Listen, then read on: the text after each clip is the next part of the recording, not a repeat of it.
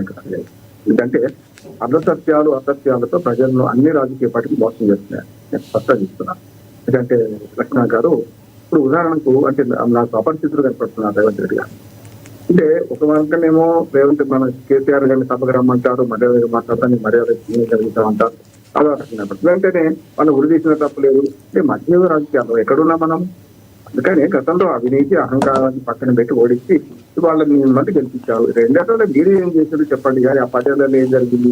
అంతకుముందు అంటే 10 ఏళ్ళు మీరంటే అంతకుముందు ఏం జరిగింది? కానీ మన టీఆర్ఎస్ వాళ్ళు చెప్తారు కదా, అంటే ప్రభుత్వానికి ఒక్కరిని కూడా తీసుకుంటూ అసెంబ్లీకి పూర్తిగా ఒక చేపల పదాలకు మార్చేసి ఇష్టమైనట్టు కొత్త పదాలు జరుగుతుంది. ఎప్పుడు కూడా గారు నా మాటలు కూటాలు వేసుకుంటున్నారంటే సరుకులు ఏంటంటే లెక్క.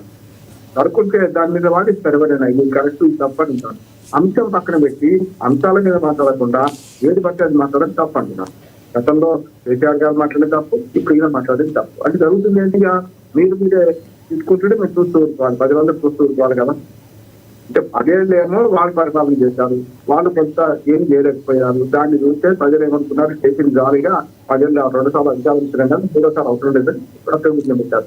వీళ్ళు వచ్చి 2 ఏళ్ళు అయింది కదా, నిజంగానే ఎన్నో ఇవ్వడం వచ్చారు, కొత్తగా ప్రభుత్వం వచ్చింది అని మాట్లాడితే వేరు. అంటే ఇప్పుడు ఏమైందంటే వీళ్ళు గెలవాలంటే వాళ్ళు మాట మాట్లాడారు. మధ్య యుగాలు దేని కనుకనే ప్రజాస్వామ్యం ఉన్న కనుకనే, అట్లాగే మనకు ఈ బ్రిటిష్ దేని కనుకనే ప్రజాస్వామ్యం కొనసాగుతుంది. నిర్మాణాత్మకమైన చెప్తున్నారు కదా, పేపర్లు ఇక్కడ తీసుకోవడం జరగాల, అంటే ఉరి తీయాలి. దేనికి ఉరి తీస్తారు, ఎటువంటి ఉరి తీస్తారు? అందుకని ఎటైనా సరే ఈయన 2 అంటే వాడు 26 నాడు సిద్ధంగా ఉన్నారు. అంటే అని అనిపించుకోవడం ఎందుకనే సమస్య వస్తుంది అంటున్నారు. రెండోది అసెంబ్లీ సాక్షిగా అసెంబ్లీకి వస్తే మంచి చర్చ జరుపుదా అన్నారు కదా. పవర్ పాయింట్ ప్రజెంటేషన్ ఇవ్వండి, దానికి చీటిగా అవకాశం ఇవ్వండి.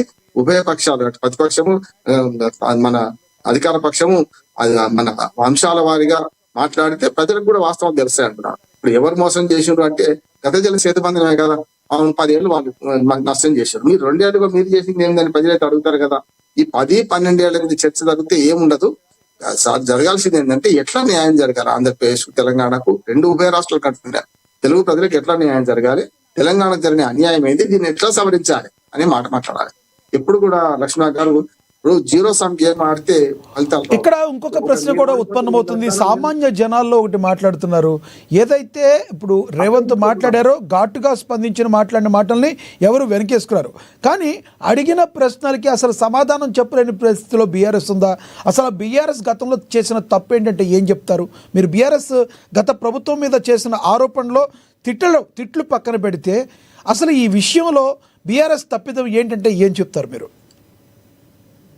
వాళ్ళు చెప్తున్నారు కదా, మీరు 299 కృష్ణాజల విషయంలో తాత్కాలిక ఒప్పందం చేస్తాం కరెక్ట్ కాదు, మంచిది కరెక్ట్. ఇప్పుడు మీరు 2 ఏళ్ళు ఉంటున్నారు కదా, మరి మీరేం చేసి చర్చ చెప్పాలి కదా, తెలియజేయాలి కదా. వాళ్ళు 10 ఏళ్ళు తప్పే అంటున్నారు. 299 కాడికి ఆగి లెటర్లు రాసినా ఏం రాసినా 10 ఏళ్ళు అవకాశం ఇచ్చారు కదా ప్రజలైతే. వాళ్ళు తప్పు కనుకనే మిమ్మల్ని ఎన్నుకున్నారు. మీరు 2 ఏళ్ళంతా మీరు చెప్పాల్సిన అవసరం ఉంది అంటున్నారు. రెండోది బచావాది ట్రిబ్యునల్కు సివిఎస్ ట్రిబ్యునల్కు తేడా మాట్లాడుతున్నాడు. హరీష్ మాట్లాడేది కదా, వెంటనే తేడా తెలుసుకుంటాను వీళ్ళందరికీ కూడా. ఇప్పుడు నీటి పంచాయతీలు చాలా మంది ఎమ్మెల్యేలకు ఎంపీలకు కూడా రచన గారు టీఎంసీలకు మన ఫ్యూచర్ తేడా తెలుస్తుంది. వాళ్ళు మాట్లాడుతున్నారు నీటి మీద అంటున్నాను.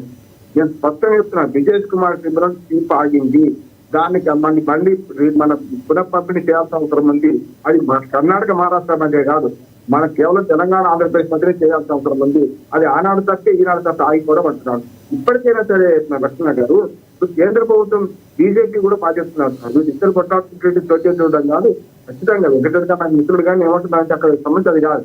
కేంద్ర ప్రభుత్వం జోక్యం చేసుకోవాలి. ఇలా సుప్రీంకోర్టులో మీరు విత్డ్రా చేసుకుంటే మేము పరిష్కరిస్తామని కేసీఆర్ గారు ఉన్నప్పుడే గజేంద్ర సింగ్ షేకావత్ గారు ఉన్నప్పుడు ఒప్పందం కుదిరింది కదా. అక్కడ తెలంగాణ రాష్ట్ర ప్రభుత్వం కేసీఆర్ మళ్ళీ ఎల్లైనా కాదు విత్డ్రా చేసుకుని వచ్చింది కదా వీటిను.